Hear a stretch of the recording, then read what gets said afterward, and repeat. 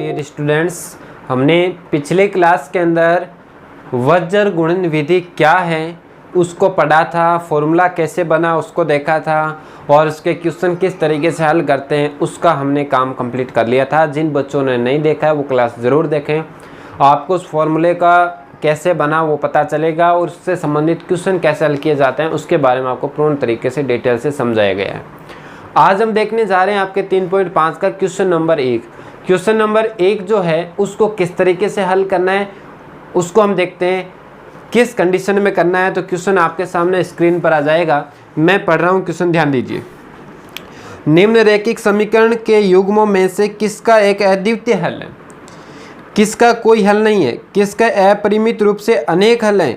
अद्वितीय हल की स्थिति में वज्र गुणन विधि से हल करना है, यानी केवल अद्वितीय जो स्थिति होगी उसी के अंदर वज्र गुणन विधि से करना है, बाकी में नहीं करना है। तो तीनों विधियां कौन सी है, ये 3 नाम जो है इसके बारे में हम काफ़ी टाइम से पढ़ते आ रहे हैं, एक बार दोबारा मैं बता दूंगा। तो एक बार देखिए पहला क्वेश्चन आपके सामने क्या है। क्वेश्चन आपको दे रखा है कि x - 3y और -3 = 0 दे रखा है और दूसरी इक्वेशन दे रखी है अपने को 3x - 9y -2 = 0। तो प्यारे बच्चों इसके अंदर हमारे पास इक्वेशन इस तरीके से दे रखी है। अब सबसे पहले मैं बात बता दूं कि ग्राफ के अंदर हम लोगों ने पढ़ा था प्यारे बच्चों कि ग्राफ 3 टाइप से हम बनाते हैं। कितने टाइप से बनाते थे? 3। तो जब ग्राफ बनता था उसके अंदर 3 कंडीशन आती थी। पहली तो आपके पास था अद्वितीय हल वाले, आप बोलते थे अद्वितीय हल, एक अद्वितीय हल, यानी ये कब आता था? जब लाइनें क्या होती थी, एक दूसरे से कटती थी, क्रॉस मल्टीप्लाई होती थी, तब इसका एक आंसर निकल। अद्वितीय का मतलब होता है केवल एक आंसर। फिर हमने देखा था कि कोई हल नहीं, कोई हल नहीं।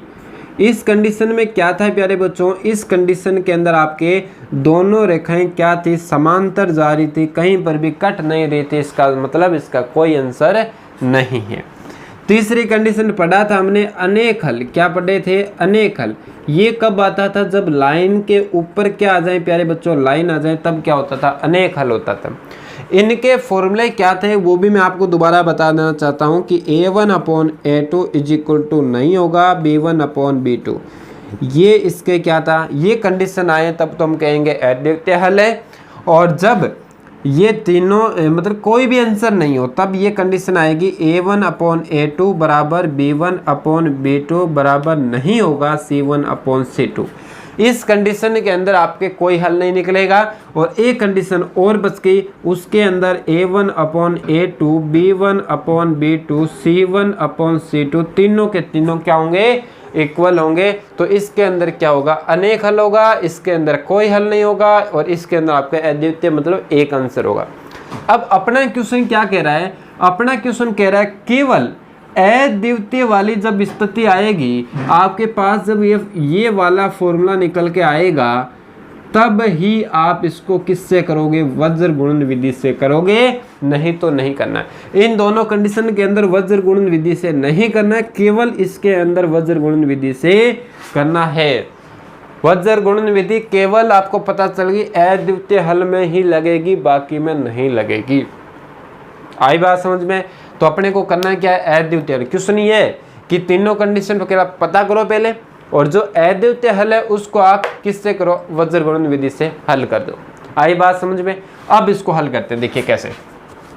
सबसे पहले इसकी मैं बात करूं तो इसके अंदर ध्यान दो, क्वेश्चन के अंदर इक्वेशन आपको दे रखी है, तो इस इक्वेशन के अंदर आपको पहले चेक करना है कि इनमें से कौन सा है।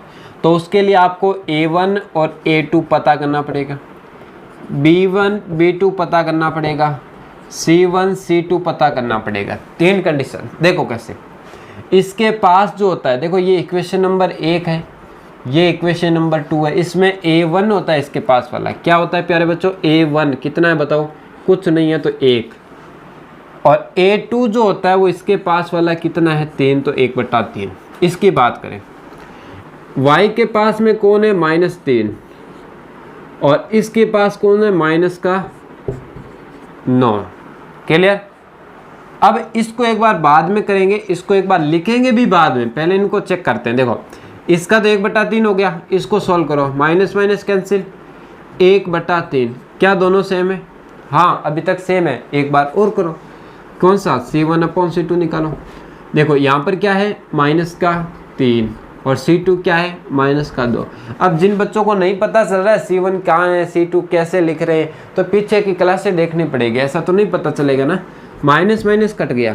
तो देखो मुझे एक बात बताओ, इसलिए यहाँ से फॉर्मूला क्या निकल के आया भाई? आप यहाँ से देखें तो फॉर्मूला क्या आया, A1/A2 बराबर B1/B2 बराबर नहीं है C1/C2। देखो ये दोनों तो बराबर है, ये दोनों, लेकिन ये इसके बराबर नहीं है। तो ऐसी कंडीशन के अंदर क्या होता है, इसका कोई हल नहीं है। क्या है, इसका कोई हल नहीं है।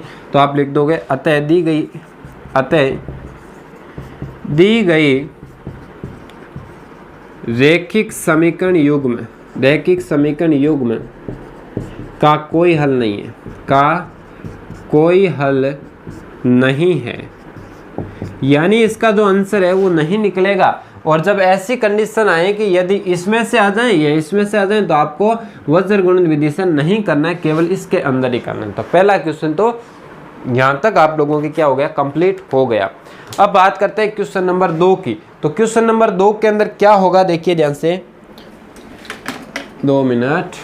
क्वेश्चन नंबर 2 हम देखते हैं, तो 2 के अंदर किस तरीके से वो देख लेते हैं।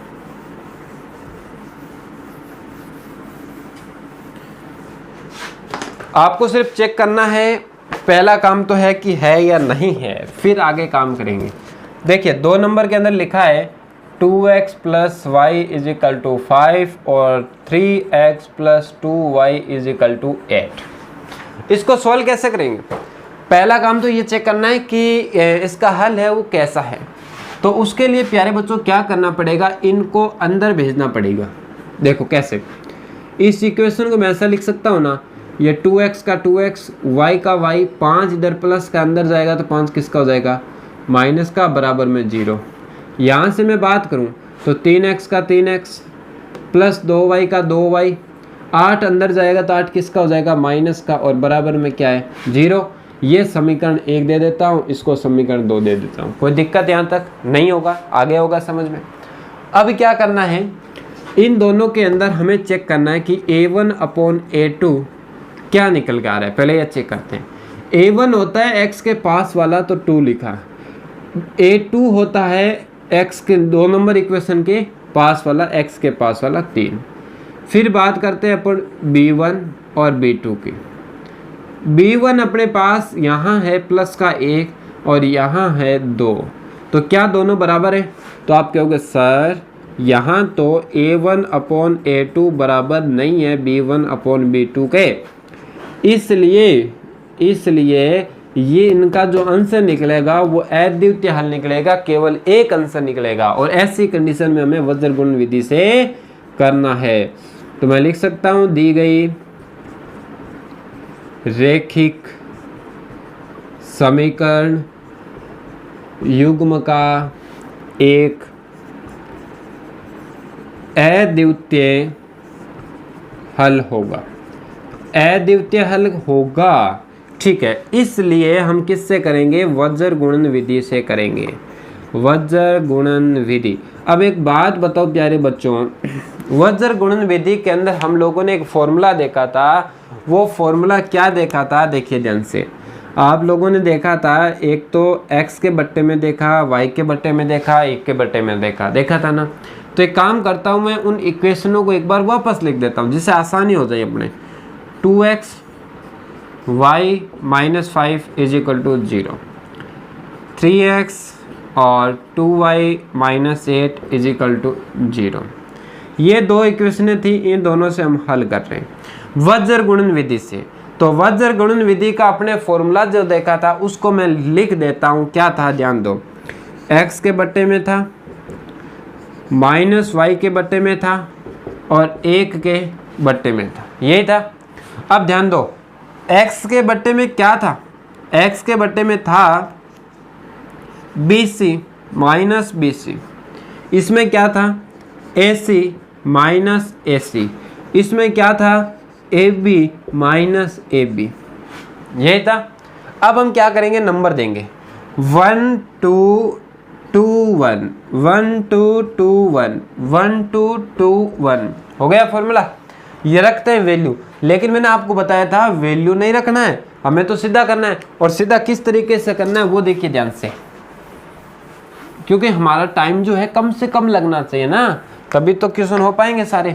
अब देखो यहाँ से आपको सिर्फ x की निकाल रहा हूँ मैं पहले, x बटे माइनस वाई बटे 1 बटे, क्या करना है ध्यान दो, पहले x का निकाल रहे हो तो x वाले को भूल जाओ, ये x वाला अपन भूल जाते हैं, इसको हम हटा देता हूँ मैं। पीछे क्या बचा देखिए, इसके पास कुछ नहीं है तो 1 है, तो 1 को गुना करूँगा -8 से, तो क्या निकल जाएगा प्यारे बच्चों, -8। तिरछा गुना करना है, इसको इससे इसको इससे, ऐसे तिरछा गुना। देखो इसको गुना किया तो क्या निकल गया, -8, तो यहाँ लिखो -8 और ये सूत्र वाला माइनस, इसको इससे कर दिया। अब इसको करो, -5 को 2 से तो -10 निकल गया, तो ये लो -10, ये तो सूत्र वाला है माइनस, ध्यान रखना, ये ब्रैकेट में डाल दो। y की बात करें तो y वाले को भूल जाओ, इस y वाले को भूल जाओ। 2 को 8 से गुना माइनस है ना, तो माइनस के क्या बनेंगे 16, यहाँ से गुना करें तो माइनस के क्या बनेंगे 15। देखो इसको इससे तो ये आ जाएगा -16, और ये सूत्र वाला माइनस, 3 को 5 से गुना किया -15 निकल गया। ठीक है, अब बात करते हैं संख्या की, लास्ट वाले की, जो संख्या है ना लास्ट वाली इसकी, तो इसको भूल जाओ, तो पीछे जो बच गया उनको क्या कर दो, क्रॉस मल्टीप्लाई कर दो। तो देखो इसको इससे गुना किया 4, सूत्र वाला माइनस, इसको इससे गुना किया 3 को 1 से 3, ये लो 3। क्लियर, इतना ही तो है, ज़्यादा कोई खास बात ही नहीं है। x बटा, ध्यान दो, -8 माइनस माइनस प्लस का 10 माइनस वाई बटे माइनस का 16 माइनस माइनस प्लस 15 का 15, 1 बटा 4 में से 3 गया 1 बचा, x बटा 10 में से 8 गया प्यारे बच्चों, कितने बचेंगे 2, और 15 में से 16 गया तो क्या बचेगा माइनस का 1, और बराबर में क्या है 1 बटा 1, माइनस माइनस काट दो। अब मैंने आपको बताया था कि लास्ट के अंदर आपको इसके बराबर भी x बटा 2 के बराबर भी आएगा 1 बटा 1, तथा इसके बराबर भी ये है, तो y बटा 1 बराबर में भी क्या है 1 बटा 1। इसका आंसर भी ये होता है, इसका आंसर भी ये होता है। तो बताओ यहाँ से देखा जाए तो 1 में 1 का भाग देंगे तो क्या निकल जाएगा 1, और 2 किसके अंदर है यहाँ पर, चलो मैं पूरा ही बता देता हूँ। 1 में 1 का भाग दिया 1, 2 यहाँ पर भाग में, उधर जाएगा 2, 1 से गुना हो जाएगा, और आंसर क्या आ जाएगा x का मान आ जाएगा 2। इधर बात करें तो 1 का 1 में भाग 1 इधर जाके गुणा होगा तो भी क्या निकल आएगा 1 ही निकल के आएगा, यानी आपके पास x का आंसर आया 2, y का आंसर आया 1। आई बात समझ में। तो वज्र गुणन विधि कब लगेगी, पहले क्वेश्चन को आपको चेक करना है कि अद्वितीय हल होगा तभी वज्र गुणन विधि लगाना है। x का कर रहे हैं तो x वाला भूल जाओ, बाकी को तिरछा गुणा कर दो, y वाला कर रहे हैं तो y वाला भूल जाओ, बाकी तिरछा गुणा कर दो, संख्या वाला कर रहे हैं तो बाकी को तिरछा गुणा कर दो, सीधा सीधा लिखना है। फॉर्मूले में आपको दिमाग लगाने की आवश्यकता नहीं है, बाकी कर सकते हो, कोई खास बात नहीं है, कर सकते हो आप लोग, क्योंकि हमने पूरा डिटेल से पढ़ लिया है इसको कैसे हल किया जाता है। आई बात समझ में। अब बात करते हैं नेक्स्ट क्वेश्चन की।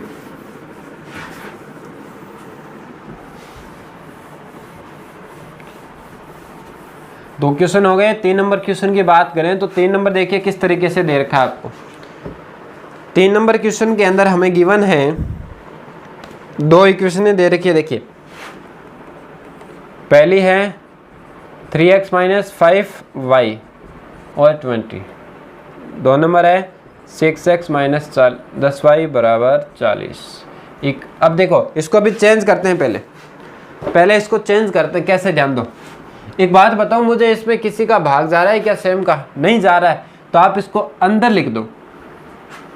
कैसे वो ध्यान दो, मैं इसको लिख दूं 3x माइनस 5y, 20 को अंदर लाया तो माइनस का क्या हो गया 20, समीकरण नंबर 1, और बराबर में क्या आ जाएगा 0, और इसको समीकरण नंबर 1 दे दिया। इसके अंदर प्यारे बच्चों देखो किस किस का भाग जा रहा है, 2 का भाग जा रहा है। इसमें 2 का भाग दिया 3 बार, इसमें 2 का दिया 5 बार, इसमें 2 का दिया, 2 का जा रहा है ना, 2 का दो तो 20, 20 को अंदर ले आओ माइनस का 20 और बराबर में 0 समीकरण 2। ये तो समीकरण एक जैसी हो गई, समीकरण एक जैसी हो गई, इसका मतलब एक दूसरे के ऊपर आएंगे और एक दूसरे के ऊपर आते हैं तो उसके आंसर क्या निकलते हैं, बहुत सारे निकलते हैं, अनेक हल निकलते हैं। लेकिन अपने तो करना पड़ेगा ना, सामने वाले को बताना पड़ेगा कैसे। A1/A2 निकालते हैं। तो देखो प्यारे बच्चों, आपको सिर्फ इनको देखना है। अब इसके पास वाला 3, इसके पास वाला 3/3 यानी 1/1 भी लिख सकते हो, ठीक है। फिर निकालते हैं B1/B2। B1 है -5 और B2 है -5, माइनस माइनस कैंसिल 1/1 क्योंकि 5 का भाग जा रहे हैं। फिर निकालते हैं C1/C2। यहाँ है -20 और यहाँ है -20, माइनस माइनस कैंसिल 20 में भाग दिया 1/1, 1/1, 1/1, 1/1 यानी A1/A2 is equal to B1/B2 is equal to C1/C2 है। इसलिए इन रैखिक समीकरणों के अनेक हल होंगे। अतः दी गई रैखिक समीकरणों के अनेक हल होंगे, इसलिए हम इसको वज्रगुण विधि से नहीं करेंगे। वज्रगुण विधि उसी होगा जिसके अंदर अद्वितीय हल आएगा। आई बात समझ में। अब बात करते हैं नेक्स्ट क्वेश्चन की। नेक्स्ट क्वेश्चन क्या है, देखिए क्वेश्चन नंबर 4। वो दे रखा है x - 3y - 7 बराबर में 0 और दूसरी इक्वेशन दे रखी है 3x - 3y - 15 इजिकल टू 0। 2 इक्वेशनें हैं। इन इक्वेशन को ध्यान से देखें तो प्यारे बच्चों मुझे एक बात बताओ कि इसमें किसी का भाग जा रहा है क्या? नहीं जा रहा है तो मैं लिख देता हूँ, ये लो समीकरण नंबर 1। क्या इसमें किसी का भाग जा रहा है? हाँ जा रहा है सर, 3 का भाग जा रहा है। 3 का भाग दिया तो x आएगा, 3 का भाग दिया तो y आएगा, 3 का भाग दिया तो 5 आएगा बराबर में 0, समीकरण नंबर 2। तो इन दोनों को हमें पहले चेक करना है कि इनका हल है वो अद्वितीय है या नहीं है। उसके लिए A1/A2 निकालते हैं। A1 अपने कितना, देखो इसके पास वाला 1, इसके पास वाला 1, ठीक है। अब बात करते हैं दूसरी, B1/B2 चेक करते हैं। B1/B2, B1 है -3 और B2 है -1, माइनस माइनस कैंसिल यानी 3/1। फिर बात करते हैं, अच्छा इतना ही, 2 से पता चल जाएगा ये दोनों सेम है क्या? नहीं है। जब सेम नहीं होता है तो अद्वितीय हल हो गया ना, लास्ट में आप लिख दोगे। अतः दी गई रैखिक समीकरण युग्म के अद्वितीय हल होंगे, अद्वितीय हल होगा। क्या होगा प्यारे बच्चों? एक अद्वितीय हल होगा। और जब अद्वितीय हल होता है तब हमें किससे करना है? वज्र गुणन विधि से। तो हम करेंगे इसको वज्र गुणन विधि से। क्लियर? अब वज्र गुणन विधि अपने पास क्या है, आपने को सिर्फ फॉर्मूला लिखना है और फॉर्मूला लिख के बाकी जो अपना पैटर्न है उस अपने पैटर्न से ही क्वेश्चन को क्या करना है, हल करना है। तो वज्र गुणन विधि लिखने के बाद एक बार इक्वेशनों को आप दोबारा भी लिख सकते हैं, ठीक है। तो मैं एक बार फॉर्मूला लिख रहा हूँ, x बटे माइनस वाई बटे और 1/। क्या होता था प्यारे बच्चों? BC minus BC, AC minus AC, AB minus AB। इसको नाम देंगे 1 2 2 1, 1 2 2 1, 1 2 2 1, ऐसे देंगे। इतने नाम देने के बाद यहाँ से उठा के मान रखते हैं इसके अंदर। तो x बटा x की बात कर रहे हैं तो x वाले को हमें क्या करना पड़ेगा, यहाँ से भूलना पड़ेगा, x वाले को भूलना पड़ेगा। बाकी जो है उनका क्रॉस मल्टीप्लाई करना पड़ेगा। देखिए ढंग से, 3 -3 को 5, देखो -5 और -3 है तो माइनस माइनस प्लस हो जाएगा। 5 को 3 से गुना किया 15, तो ये पहले तो निकल के आ गया 15 और ये सूत्र वाला माइनस, इसको गुना कर दिया 15 निकला, माइनस माइनस प्लस। 7 को 1 से, देखो इसके पास 1 है, 7 को 1 से 7 निकल के आया तो मैंने लिखा 7। अब बात करते हैं y की। तो y की जब बात करेंगे, देखो -7 में रखना, y की बात करेंगे तो y वाले को यहाँ से क्या करना पड़ेगा प्यारे बच्चों, रिमूव करना पड़ेगा, हटाना पड़ेगा। देखिए हटा दिया, यहाँ से इसके पास 1 है, 1 को -5 से गुना तो क्या आया -5, आप लिखोगे -5 और ये सूत्र वाला माइनस। y वाला हटा रखा है, अब इससे गुना करें तो इसके पास एक को -7 से, तो क्या आएगा माइनस का 7 निकल के आएगा। माइनस है इसलिए इसमें ब्रैकेट डाल दो। 1/, यहाँ देखिए 1/, इसमें देखिए अब संख्या की बात करें तो संख्या को भूल जाओ। पीछे क्या बचा, 1 को गुना करेंगे -1 से तो क्या आएगा माइनस का 1 आएगा, तो -1 सूत्र वाला माइनस। -3 को 1 से गुना करेंगे तो माइनस का क्या निकलेगा 3 निकलेगा, तो यहाँ पर ब्रैकेट डाल दो। डबल माइनस आते हैं ब्रैकेट डाल देना। मेथड समझ में आ गया होगा। इसको हमने हटाया तो इन दोनों को गुना करना है, इसको हटाया तो इन दोनों को गुना करना है, इसको हटाया तो इन दोनों को गुना करना है, क्रॉस मल्टीप्लाई जिसे अपन वज्र गुणन विधि बोलते हैं। तो x/15 में से क्या निकाल दो प्यारे बच्चों, 7 निकाल दो, 8 बच जाएगा। -y minus minus plus, plus का 7, 1/, minus minus plus 3, x/8 minus y बट्टे में 7 में से 5 घटाएंगे, 7 में से 5 घटाएंगे तो प्यारे बच्चों 2 बचेगा। 1/3 में से 1 घटाएंगे तो प्लस का 2 बचेगा। एक बार इसके बराबर इसको लिखना है, एक बार इसके बराबर इसको लिखना है। क्यों लिखना है ये मेथड आप लोगों को पता चल गया होगा। ये लिखा मैंने, y वाले के बराबर में भी क्या लिखना है 1/2 लिखना है। देखो ध्यान से कि यहाँ से 2 का मैं इसमें भाग दूँ ना, 2 का भाग दूँ 4 बार, 4 भाग में इधर आएगा 4 गुना में, तो x 4 × 1 यानी x का मान निकलेगा 4। क्या निकलेगा 4। 2 से 2 कट जाएगा तो -y बराबर 1 बचा। यहाँ से माइनस हटाऊंगा तो माइनस उस साइड आ जाएगा, यानी y का मान कितना आया -1 निकल के आया। देखो ये जो है ना बेसिक है, कैसे कैसे काटते हैं कैसे हल करते हैं। तो किसी बच्चे की कोई दिक्कत हो तो मुझे बता दिया करो कमेंट बॉक्स में, उसकी अलग क्लास लेके आ जाऊंगा मैं। तो x का निकला 4, y का निकला -1। तो ये हमने वज्र गुणन विधि से देखो कितने कम टाइम के अंदर फटाफट हमने क्वेश्चन हल कर लिए। इसी तरीके से आप लोग भी हल करें, क्योंकि बार बार प्रैक्टिस करोगे तो आपकी स्पीड भी बहुत तेज हो जाएगी। मैंने समझाया इसलिए थोड़ा टाइम लगा है, आप खुद करोगे तो और जल्दी हो जाएगा। ठीक है प्यारे बच्चों, तो बाकी क्वेश्चन हम नेक्स्ट क्लास में करेंगे। ओके, धन्यवाद।